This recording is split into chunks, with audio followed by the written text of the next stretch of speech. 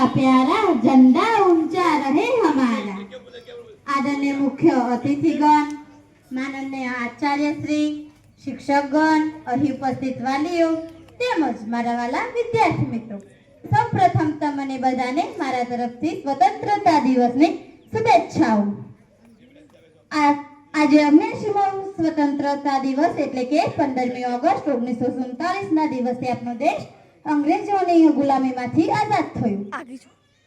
આમ તો આપણે આઝાદ ફરીએ છીએ। આ સ્વતંત્ર ભારતમાં બધા જ લોકોને પોતાની વાત રજૂ કરવાનો, બોલવાનો, ચાલવાનો, ભણવાનો હક છે, પરંતુ આપણે બધા આજકાલ વિદેશી ભાષા અને અંગ્રેજીને વધારે મહત્વ આપતા થઈ ગયા છે।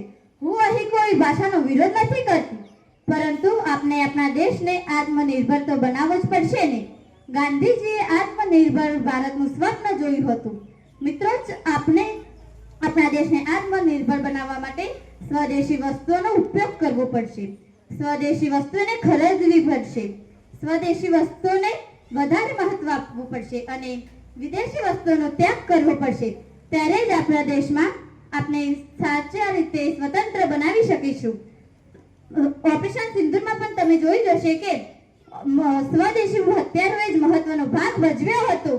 તો ચાલો આપણે પણ સ્વદેશી વસ્તુઓનો ઉપયોગ કરીએ, આપણા દેશને સાચા અર્થમાં સ્વર્ગ બનાવીએ અને આપણા દેશને સાચા અર્થમાં સ્વર્ગ બનાવીએ।